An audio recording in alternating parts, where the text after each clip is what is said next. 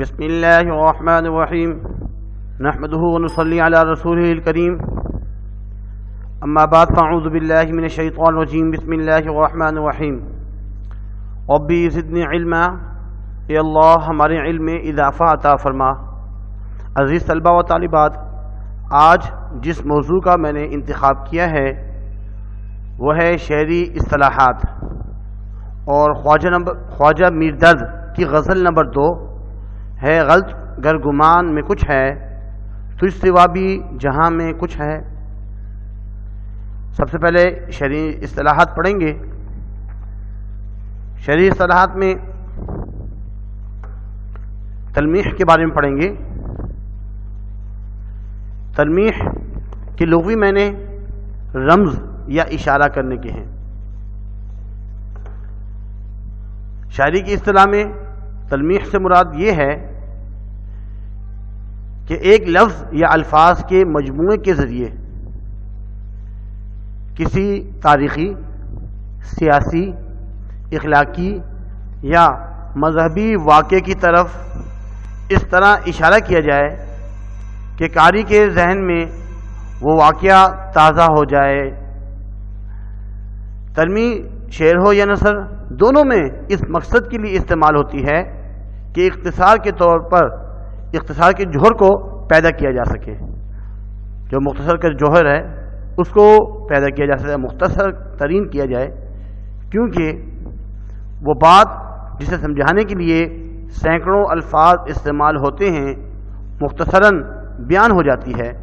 تلمیح کو حسن شعر کا درجہ حاصل ہے۔ مثال نمبر 1، بے خطر کود پڑا آتش نمرود میں عشق، عقل ہے مح تماشائے لب بام ابھی۔ وضاحت، اس شعر میں حضرت ابراہیم علیہ السلام کا واقعہ بیان کیا گیا۔ بادشاہ نمرود نے آپ علیہ السلام کو جب آگ میں ڈالا تو وہ اللہ کی محبت اور غیر اللہ کے آگے سر نہ جھکانے کے لیے آگ میں بے خطر کودے، اور وہ آگ اللہ کے حکم سے ٹھنڈی ہو گئی۔ مثال نمبر 2، کیا فرض ہے سب کو ملے ایک سا جواب، آؤ نہ ہم بھی سیر کریں کوہ طور کی۔ وضاحت، اس شعر میں حضرت موسیٰ علیہ السلام کے کوہ طور پر جا کر اللہ تعالیٰ کو دیکھنے کی خواہش کا ذکر ہے۔ اس خواہش کے جواب میں اللہ تعالیٰ نے اپنی تجلی کا ظہور فرمایا، لیکن حضرت موسیٰ علیہ السلام برداشت نہ کرتے ہوئے بے ہوش ہو گئے اور کوہ طور جل کر خاک ہو گیا۔ تشبیہ کسے کہتے ہیں؟ کسی چیز کو کسی خاص خوبی کی وجہ سے دوسری چیز کی مانند قرار دینا تشبیہ کہلاتا ہے۔ تشبیہ دراصل شبہ سے نکلا ہے، جس کے معنی مثال دینے کے ہیں یا دو چیزوں کے درمیان مشابہت ظاہر کرنے کے ہیں۔ تشبیہ کے 4 ارکان ہیں: مشبہ، مشبہ بہ، وجہ شبہ اور حرف تشبیہ۔ مثال نمبر 1، ناز کی ان لبوں کی کیا کہیے، پنکھڑی ایک گلاب کی سی ہے۔ وضاحت، اس شعر میں محبوب کے لبوں کو گلاب کی پنکھڑی سے تشبیہ دی گئی ہے۔ ان دونوں میں یہ خوبی مشترکہ ہے کہ دونوں یہ خوبصورت اور نازک ہوتے ہیں۔ مثال نمبر 2، اس قدر مح تماشا ہے کہ نرگس کی طرح چشمہ سیار گلستان میں چمکتی۔ اس شعر میں چشم یعنی آنکھوں کو نرگس کے پھولوں سے تشبیہ دی گئی۔ نرگس کا پھول آنکھ کی شکل کا ہوتا ہے۔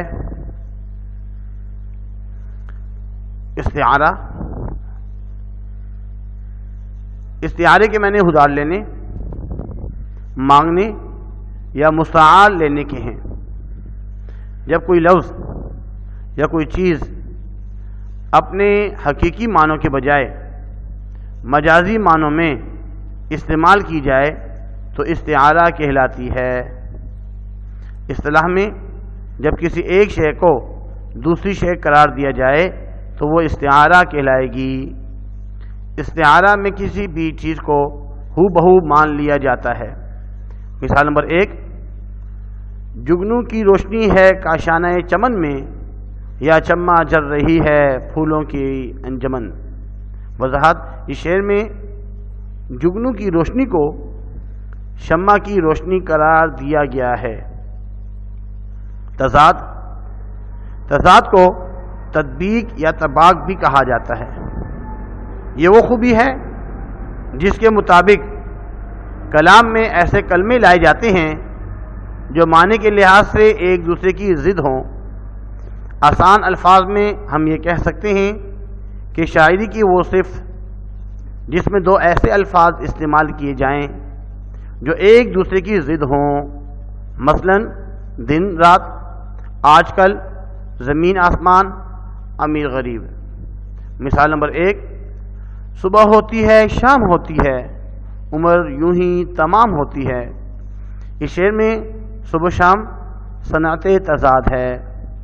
مثال نمبر 2، امیر شہر کو اس سے غرض کیا، فقیر شہر کب سے در بدر ہے۔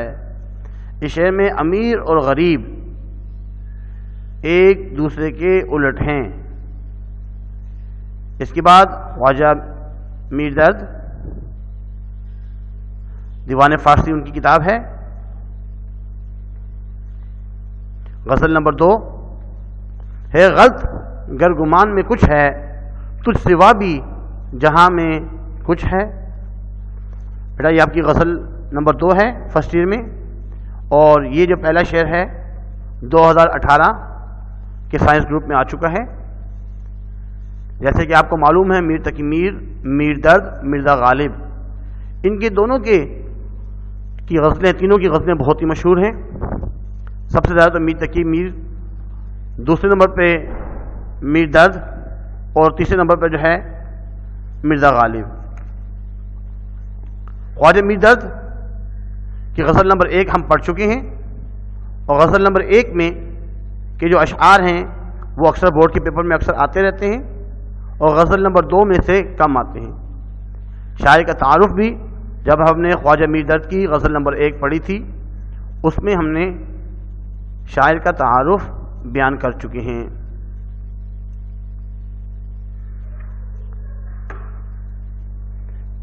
ہے غلط گر گمان،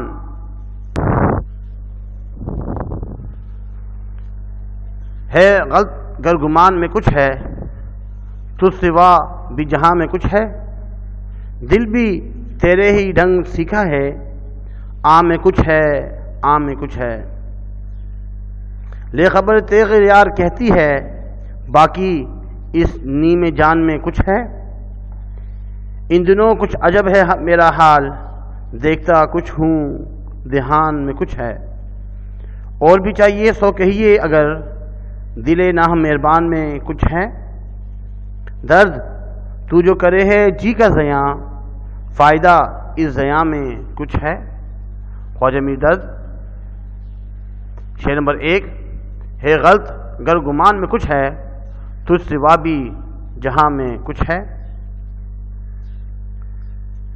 پہلا شعر مطلع ہوتا ہے، اور خواجہ میر درد جو ہیں صوفی شاعر ہیں۔ آپ نے حوالہ شاعر بھی تھوڑا سا لکھنا ہے۔ نام ان کا درد ہے، سید میر نام ان کا، سید میر، درد ان کا تخلص ہے۔ خواجہ میر درد دہلوی پورا نام ہے ان کا، اور خواجہ ناصر اندلیب کے بیٹے ہیں۔ مختصر جو ہے تعارف کے بعد مرکزی خیال میں خواجہ میر درد اللہ تعالیٰ کی وحدت کا اقرار کرتے ہیں، اور کہتے ہیں کہ اس وسیع العریض کائنات میں اللہ تعالیٰ کے سوا کوئی اور ہستی موجود نہیں ہے۔ تصوف کی بات کی جا رہی ہے، اس کی حقیقی پر مبنی یہ شعر ہے۔ تشریح میں شاعر کہتے ہیں کہ پیش نظر شعر میں شاعر اپنی کیفیت کی ترجمانی کر رہا ہے۔ وہ کہتا ہے کہ کون و مکان کی وسعتوں میں صرف ایک ہی ہستی جلوہ گر ہے، ہر جگہ اللہ کی ہستی نمایاں نظر آتی ہے، اور صرف ایک ہی معبود کا نور پھیلا ہوا ہے۔ اگر ہم گناہگار انسان کے اذہان میں یہ خیال آتا ہے کہ اس کائنات میں خدائے بزرگ و برتر کے علاوہ بھی کوئی اور ہستی موجود ہے تو یہ سراسر غلط ہے اور شرک کی ابتدا ہے۔ ارض و سما کا ہر ذرہ جمال نور خداوندی کا مظاہرہ ہے۔ اس کرۂ ارض میں موجود چمکتی نہریں، حسین و دلکش وادیاں، آفتاب و مہتاب، فلک و زمین، ہر شے اس بات کی گواہی دیتی ہیں کہ اللہ کے سوا کسی اور کا وجود نہیں۔ شاعر کہتا ہے کہ جب اس پھیلی ہوئی کائنات میں ہر طرف اللہ تعالیٰ کا حسن موجود ہے تو ہمارے دل و دماغ اور سوچ و فکر میں بھی اس کا خوف ہونا چاہیے۔ ہمیں اپنے خالق حقیقی سے محبت کرنی چاہیے۔ ہمارا ہر عمل اسی کے احکامات کے مطابق ہونا چاہیے۔ ہماری خواہشات، ہماری آرزوئیں، ہمارے افکار سب اللہ تعالیٰ کی امر و نہی کے پابند ہونے چاہیے۔ ہماری یہ کوشش ہونی چاہیے کہ ہم اپنی زندگی اللہ کے دین کے مطابق بسر کریں اور دنیا اور آخرت میں سرخرو ہو کر اللہ تعالیٰ کی قربت حاصل کریں۔ مماثل شعر: جگ میں آ کر ادھر ادھر دیکھا، تو ہی آیا نظر جدھر دیکھا۔ جگ جو ہے نا دنیا کو کہا جاتا ہے۔ جب میں اس کائنات میں، اس دنیا میں جب آیا اور میں نے یہاں میں ادھر ادھر دیکھا، تمام چیزوں کو جب میں نے دیکھا، تو ہی آیا نظر جدھر دیکھا، جہاں بھی دیکھا اے اللہ آپ ہی نظر آئے۔ اس کے بعد شعر نمبر 2: دل بھی تیرے ہی ڈھنگ سیکھا ہے، آن میں کچھ ہے، آن میں کچھ ہے۔ مرکزی خیال، پہلے حوالہ شاعر لکھنا ہے، اس کے بعد مرکزی خیال۔ مندرجہ بالا شعر میں شاعر نے دل کی کیفیات کا سہارا لیتے ہوئے بڑی خوبصورتی سے محبت کے تلون مزاج کی طرف اشارہ کیا ہے۔ تشریح: اس شعر میں شاعر اپنے محبوب سے مخاطب ہوگا کہتا ہے کہ آج کل میرا دل کچھ عجیب سی کیفیت سے دوچار ہے۔ میرے دل میں ایک بے چینی اور بے قراری ہے۔ میرا دل فیض، سکون، نشاط اور راحت سے عاری ہے۔ ہر لمحے میرے دل میں ایک ہی نئی اضطرابی کیفیت جنم لیتی ہے، اور میرا دل طرح طرح کے طریقوں سے مجھ پر ظلم کرتا ہے۔ شاعر کہتا ہے کہ اے دل گرفتہ محبوب، میرا دل تیری محبت میں گرفتار ہے، اس لیے بھی تیرے ہی طور طریقے سیکھے ہیں۔ اس کا رویہ آج کل ایسا ہے جیسا تیرا برتاؤ ہے۔ شاعر کو اپنی محبوب کی رضا و مشیت بہت عزیز ہے، اس لیے وہ بڑی خوبصورتی سے اپنے محبوب کو اس بات سے آگاہ کرتے ہیں کہ تیرا مزاج بھی ہر گھڑی بدلتا رہتا ہے اور یکساں نہیں رہتا۔ میرا دل بالکل تیرے برتاؤ کی طرح ہے، کسی لمحے تو ہم پر مہربان ہو جاتا ہے اور کسی لمحے تو ہم کو امتحان میں ڈال دیتا ہے۔ کبھی بیانگی کا مظاہرہ کرتا ہے، کبھی یگانت کا۔ غرض ہر نیا آنے والا لمحہ مجھے ایک نئے سلوک سے ہمکنار کراتا ہے۔ شاید یہی وجہ ہے کہ ہمارا یہ تم سے متاثر دل کبھی ایک حالت پر نہیں رہتا۔ مماثل اشعار: ایک حالت پر نہ رہنے پائیں دل کی حالتیں، تم نے جب دیکھا نئے انداز سے دیکھا مجھے۔ شعر نمبر 3: لے خبر تیغ یار کہتی ہے باقی اس نیم جان میں کچھ ہے۔ مرکزی خیال: شاعر محبوب سے کہتے ہیں کہ تیرے ظلم و ستم کی وجہ سے میری حیات، میری زندگی ناپائیدار کا ابھی تک خاتمہ نہیں ہوا ہے، اس لیے تو میری روح کو میرے جسم سے جدا کر دے۔ تشریح: مندرجہ بالا شعر میں شاعر نے ایک سچے عاشق کے کردار کی ترجمانی کی ہے۔ شاعر کا محبوب جو اس کے نہایت سخت امتحان لیتا ہے، شاعر کے ذہن میں یہ بات نقش کر جاتا ہے، اس کا عاشق اس پر شاید اس لیے ظلم ستم کر رہا ہے کہ وہ مر جائے اور اس کی موت کی وجہ سے محبوب کی روح کو تسکین پہنچ جائے۔ وہ مخاطب کرتا ہے کہ اے میرے ناراض محبوب، تو نے ہم پر بہت ظلم و ستم کر لیے، تیرے مصائب جبر ہم پر اس حد تک ہیں کہ ہمارے اندر ہماری پہچان بھی باقی نہیں رہی. ہم نہایت ہی مظلوم اور بے کس ہو گئے ہیں، لیکن پھر بھی ہم کو تیری رضا اور خوشنودی مشروط ہے. ہم یہی چاہتے ہیں کہ ہم تیری توجہ کا مرکز بنے رہیں اور اسی حالت میں رخصت ہو جائیں. تو ہمارے قتل کا بہت شائق ہے، اور شاید تو یہ سمجھ رہا ہے کہ تیرے ان سختیوں کی وجہ سے اب تک ہم تم سے جدا بھی ہو گئے ہوں گے، لیکن ہم تجھ کو یہ بتانا چاہتے ہیں کہ اب بھی ہم میں کچھ جان موجود ہے، حالانکہ تیری خوشی اس میں ہے کہ ہم بالکل فنا ہو جائیں. اس لیے ہماری آرزو ہے کہ تو ہمارا مزید امتحان لے کر ہماری اس حیات فانی کو بالکل ختم کر دے. ہماری بھی آرزو پوری ہو جائے گی، مرتے وقت ہم کو صرف اور صرف تیرا دیدار نصیب ہوگا. مماثل شعر: تجھ کو برباد تو ہونا تھا میرے دل، لیکن ناز کرنا کہ اس نے مجھ کو برباد کیا. اس کے بعد شعر نمبر 4: ان دنوں کچھ عجب ہے میرا حال، دیکھتا کچھ ہوں دھیان میں کچھ ہے. مرکزی خیال: زیر تشریح شعر میں شاعر نے عشق کی والہانہ کیفیت کا ذکر کیا ہے. شاعر اپنی تشریح میں فرما رہے ہیں کہ مندرجہ بالا شعر میں شاعر نے عشق کی کیفیت کو بیان کیا ہے. شاعر کہتا ہے کہ جذبہ عشق ایک ایسا جذبہ ہے جس کی شدت کا یہ عالم ہے کہ دل و دماغ پر محبوب کا تصور چھایا رہتا ہے. محبوب چاہے اس کے نزدیک ہو یا دور، اس کے پاس آئے یا نہ آئے، اس سے کوئی بندھن رکھے یا نہ رکھے، اس کی عزت و عقیدت کرے یا نہ کرے، وہ ہمیشہ اس کی ذات میں بسا رہتا ہے. ہر لمحے محبوب کی یاد اس سے ستاتی رہتی ہے. اس کے بعد تشریح میں شاعر فرما رہے ہیں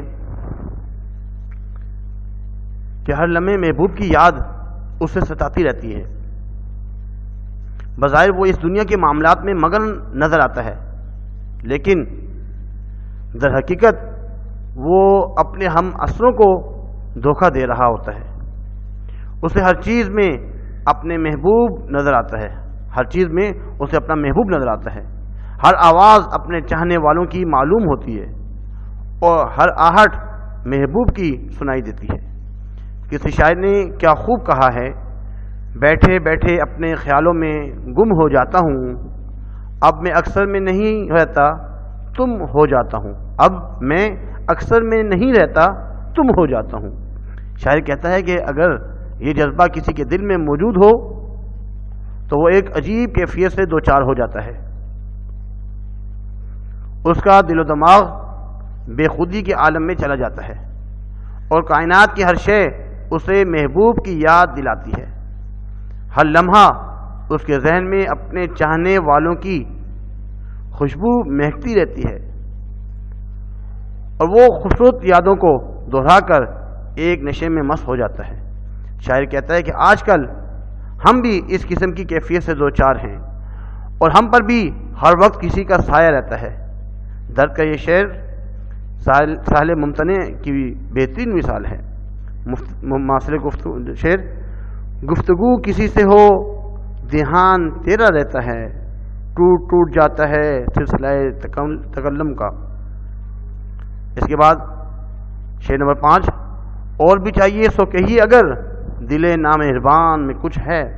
مرکزی خیال: شاعر اپنے محبوب سے خود کو برا بلا کہنے کی دعوت اس امید پر دے رہا ہے کہ شاید اس نامہربان دل میں مہربانی کے جذبات پیدا ہو جائیں. تشریح: پیش نظر شعر میں شاعر خندہ پیشانی اور کشادہ دلی کا مظاہرہ کرتے ہیں اور اپنے محبوب کے طعنے صد مہری اور ظلم و ستم برداشت کرتے ہوئے کہتے ہیں کہ اے میرے محبوب، ہم تیرے سچے عاشق ہیں، ہم تیری توجہ ہر حال میں حاصل کرنا چاہتے ہیں، چاہے اس کے لیے ہمیں ہر قسم کے طعنے اور کلمات سننے پڑیں. ہمیں اگر تیری زبان سے دل شکنی کی باتیں بھی سننی پڑیں تو بھی ہم نہایت خوش دلی سے ان کو قبول کرنے کے لیے تیار ہیں. اگر تو ہمارے محبوب کی طرح ہم پر توجہ نہیں دیکھ سکتا تو ہم کو یہی منظور ہے، تو ہم پر غصہ ہو اور ہم سے ناراضگی کا اظہار کرے۔ اس لیے ہمیں درخواست ہے کہ اگر تم ہمارے دل میں اور بھی کچھ ہے، اگر آپ کے دل میں ہمارے دل میں کچھ ہے تو بلا تکلف کہو، اور یہ مت سمجھنا کہ ہم برداشت نہیں کر سکیں گے، ہم بڑی خوشنودی اور رضا سے اس کا استقبال کریں گے اور تجھ پر بالکل ناراض نہ ہوں گے۔ شاید اپنے محبوب کی کو اس امید پر دعوت دے رہے ہیں کہ شاید ان کا محبوب غصے کے اظہار کے بعد اپنے رویے پر خود ہی شرمندہ ہو جائے اور اس کا دل مہربان ہو جائے۔ اس طرح شاعر کو اپنے محبوب کی قربت حاصل ہو جائے گی۔ مماثل شعر: لاگ ہو اس کو تو ہم سمجھے لگاؤ، جب نہ ہو کچھ بھی تو دھوکہ کھائیں کیا۔ اس کے بعد آخری شعر نمبر 6 مقطع اور بورڈ کے پیپر میں نہیں آتا، اور جیسے کہ پہلے بات کی گئی تھی کہ ایک سوال یہ آتا ہے کہ کسی بھی دو شعراء کے دو شعر لکھیں، تو ایک تو شعر آپ یہ یاد کر سکتے ہیں: درد تو جو کرے ہے جی کا زیاں، فائدہ اس زیاں میں کچھ ہے۔ اور اس کی جو پہلی غزل ہے: اے درد جس کی آنکھ کھلی اس جہاں میں، شبنم کی طرح جاں کو وہ اپنی رو گیا۔ یہ دونوں شعر اگر یاد کر لیں تو آسانی ہوگی۔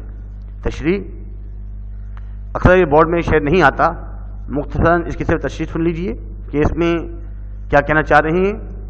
شاعر اپنے آپ کو مخاطب کرتے ہوئے کہتا ہے کہ اے درد، تم جو ہر وقت اپنے ستم پیشہ اور تغافل پسند محبوب کے عشق میں خود کو گلاتے رہتے ہو، اذیتیں اٹھاتے رہتے ہو، اس طرح اپنے دل کا نقصان کرتے ہو، اس نقصان میں آخر تم کو کیا فائدہ ہے؟ کیا تم فائدہ دیکھتے ہو؟ ظاہر ہے کہ جس چیز کو نقصان قرار دیا جائے اس کے ساتھ کسی قسم کے فائدے کا کیا تصور وابستہ کیا جا سکتا ہے، کیونکہ نقصان اور فائدہ دونوں کبھی بھی ایک جگہ جمع نہیں ہو سکتے۔ چنانچہ اے درد، تمہیں یہ عشق کا جھنجٹ چھوڑ دینا چاہیے اور اپنے فائدے کی بات سوچنی چاہیے۔ یہاں پہ یہ بھی بتانا چاہ رہے ہیں کہ اس میں کیا تمہیں کوئی فائدہ ہوتا ہے؟ کوئی فائدہ نہیں ہے تو کیا ضرورت ہے؟ درد تو جو کرے ہے جی کا زیاں، فائدہ اس زیاں میں کچھ ہے۔ عزیز طلبہ و طالبات، آج ہم نے جو آپ کے سامنے جس موضوع کا انتخاب کیا ہے، سرسری طور پر ایک دفعہ اس کو دوبارہ دیکھ لیتے ہیں۔ آج ہم نے ایک تو شعری اصطلاحات کچھ پڑھی، اور غزل نمبر 2 ہے غلط گر گمان میں کچھ ہے تجھ سوا بھی جہاں میں کچھ ہے، اس کے بارے میں پڑھا ہم نے۔ شعری اصطلاحات میں تلمیح کے بارے میں پڑھا، اشارے کرنے کو بولتے ہیں، رمز کو کہا جاتا ہے، کسی واقعے کی اشارہ، قرآن کی ایک آیت کی طرف اشارہ۔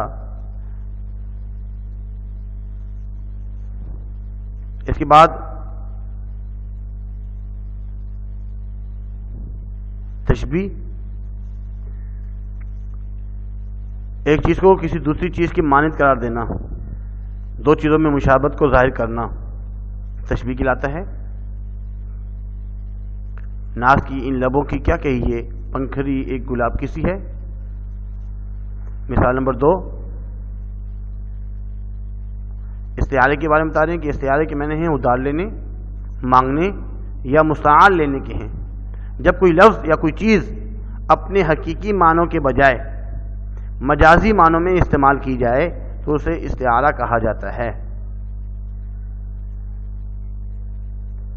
جیسے جگنو کی روشنی ہے کاشیان چمن میں، یا شمع جل رہی ہے پھولوں کی انجمن۔ اس شعر میں جگنو کی جو روشنی ہے اس کو شمع روشنی قرار دیا گیا ہے۔ شمع روشنی، شمع کی جو روشنی ہے۔ تضاد کے بارے میں بتایا گیا ہے، ضد، اپوزٹ، دن رات، کل، زمین، آسمان۔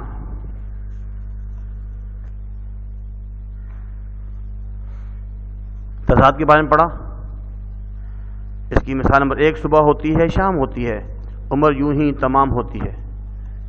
اس میں اس شعر میں صبح شام صنعت تضاد ہے۔ مثال نمبر 2، امیر شہر کو اس سے غرض کیا، فقیر شہر کب سے در بدر ہے۔ اس میں امیر اور غریب تضاد پائی جا رہی ہے اس میں۔ اس کے بعد خواجہ میر درد کی غزل نمبر 2، اس کو ہم نے پڑھا، اور خواجہ میر درد کے بارے میں کچھ تعارف وغیرہ پڑھا، پہلے ہم پڑھ چکے ہیں۔ اس کے بعد خواجہ میر درد کی غزل نمبر 2، ہر شعر اس میں کوشش کریں کہ مشکل الفاظ کے معنی بھی ہوں، آپ کو پتہ ہوں۔ اس کے بعد فنی خوبی، مرکزی خیال اور تشریح، یہ تمام چیزیں جو ہے لکھنی ہوتی ہیں۔ شعر نمبر 3،